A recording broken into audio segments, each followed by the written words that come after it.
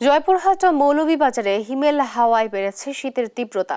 এ বিষয়ে বিস্তারিত জানাতে সরাসরি যুক্ত হচ্ছেন সহকর্মী রেজাউল করিম রেজা ও সালে এলাহি কুটি। প্রথমেই চলে যাচ্ছি জয়পুরহাটে। রেজা, জনজীবনের শীতের প্রভাব কেমন দেখছেন জানাবেন। তো আমি এখন দাঁড়িয়ে আছি জয়পুরহাটের জিরো পয়েন্টের পাশে বাটার মোড় এলাকায়। তো একটা বিষয় আমি জানিয়ে রাখি যে আজকের এই যে আমাদের জয়পুরহাটের পার্শ্ববর্তী উপজেলা নওগাঁ জেলার বদলগাছি উপজেলায় কিন্তু আবহাওয়া অফিস, আমাদের জয়পুরহাটে কোনো আবহাওয়া অফিস নেই। এই আবহাওয়া অফিস থেকে আমি এই কিছুক্ষণ আগে যে তথ্যটি পেয়েছি, আজকে হচ্ছে 9.5 ডিগ্রি সেলসিয়াস সর্বনিম্ন তাপমাত্রা কিন্তু আজকে চলেছে। তো গতকাল কিন্তু ছিল আপনার 14.5।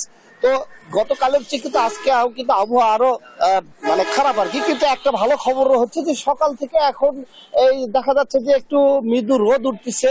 তো এই রোদ দেখে কিন্তু এই সাধারণ এখানে দিনমজুররা আছেন, এখানে প্রতিদিনই কিন্তু প্রায় এই শহরের এই জিরো পয়েন্ট এলাকায় 100-150-200 জন কিন্তু দিনমজুর এখানে উপস্থিত হন এবং বিভিন্ন লোকজন তারা কিন্তু এই দিনমজুর হিসাবে কাজে যোগদান করে।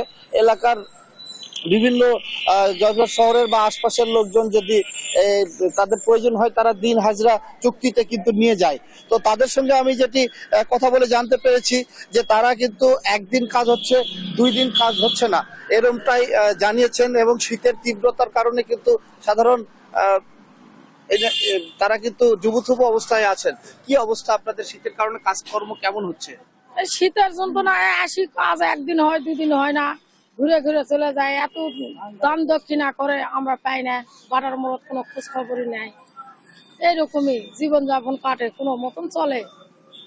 তো আরেকজন আমি এখানে দিনমজুরের সাথে কথা বলে জানতে চাই যে আপনারা শীতে কি অবস্থা? আমাদের শীতে খুব কষ্টকর। আমরা সকাল 6টার দিকে আসে কোনোদিন কাজ হয় কোনোদিন হয় না, একদিন কাজ হয় 2 দিন হয় না। আমরা খুব বিবি বাচ্চা নিয়ে খুব কষ্টের ভিতরে আছি। আমাদের কাজ হয় না। সকাল 6টার দিকে আসে কোনোদিন চলে যায়, ঘুরে যায়। খুব কষ্টের ভিতরে আমরা আছি। কোনো কম্বল টম্বল কোনো শীতের কোনো পোশাক পাই না আমরা বাটার মোড়ে। ধন্যবাদ। তো একটা বিষয় আমি জানিয়ে রাখি যে এই যে আমাদের জয়পুরহাটের কৃষি প্রধান এলাকা, এই কৃষি প্রধান এলাকায় কিন্তু প্রতিদিনই কিন্তু মাঠে কাজ করছে। তারা কিন্তু সকাল ভোর থেকে কিন্তু কাজ করে। এই শীতের কারণে কিন্তু তারাও কিন্তু চরমভাবে বিপাকে পড়েছেন। তো সর্বোপরি বলা যায় দিনমজুর খেটে খাওয়া মানুষ এবং রিক্সা শ্রমিক, ভ্যান শ্রমিক, অটো শ্রমিক তারা কিন্তু যেটি জানিয়েছেন যে তারা তাদের আয় কিন্তু শহরের লোকজন না আসার কারণে অর্ধেকটাই নেমে এসেছে। তো এই ছিল আমার জয়পুরহাট থেকে শীতের সর্বশেষ পরিস্থিতি। আমি এখন ময়মনসিংহে কুটির কাছে চলে যাচ্ছি। কুটি, আপনি জানাবেন শীতের পরিস্থিতি। ধন্যবাদ। আপনি জানেন যে মৌলভীবাজার গত এক সপ্তাহ ধরে তাপমাত্রা মূলত 9 ডিগ্রি থেকে 13 ডিগ্রির মধ্যে উঠানামা করছিল, কিন্তু গতকালকে যদিও 14 ডিগ্রি তাপমাত্রা ছিল, আজকে 14.3 ডিগ্রি তাপমাত্রা রেকর্ড করা হয়েছে।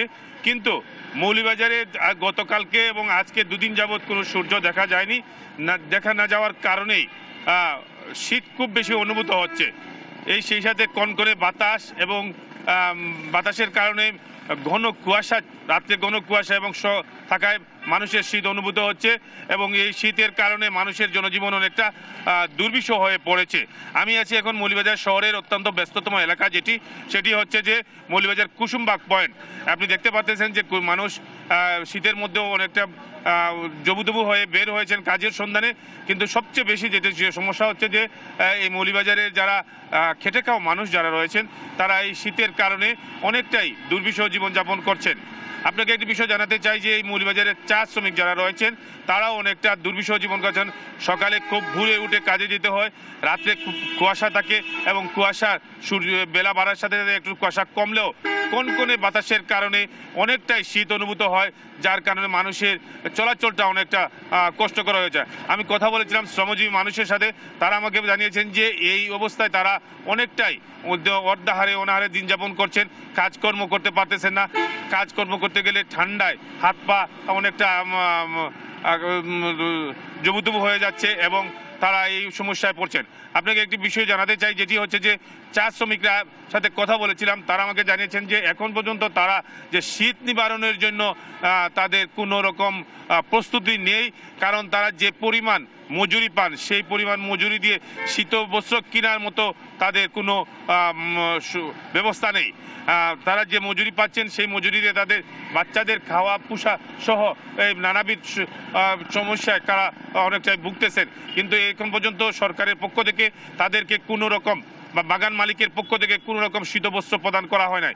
কথা বলেছিলাম জেলা প্রশাসনের সাথে, মৌলভীবাজার জেলা প্রশাসন আমাকে জানিয়েছেন যে 15,000 কম্বল ইতিমধ্যেই বিতরণ করা হয়েছে, কিন্তু চা বাগানে কোনো রকম কম্বল বিতরণ করা না হয় কারণে চা শ্রমিকরা অনেকটা দুর্বিষহ জীবনযাপন করছে।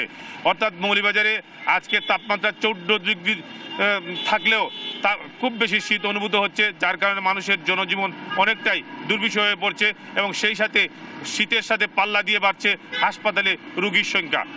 শীতবাহিত রোগের দিন দিন চাপ বৃদ্ধি পাচ্ছে বলে হাসপাতালের কর্তব্য চিকিৎসকরা আমাকে জানিয়েছেন। অর্থাৎ এই হচ্ছে মৌলভীবাজারের শীত নিয়ে সার্বিক পরিস্থিতির সর্বশেষ।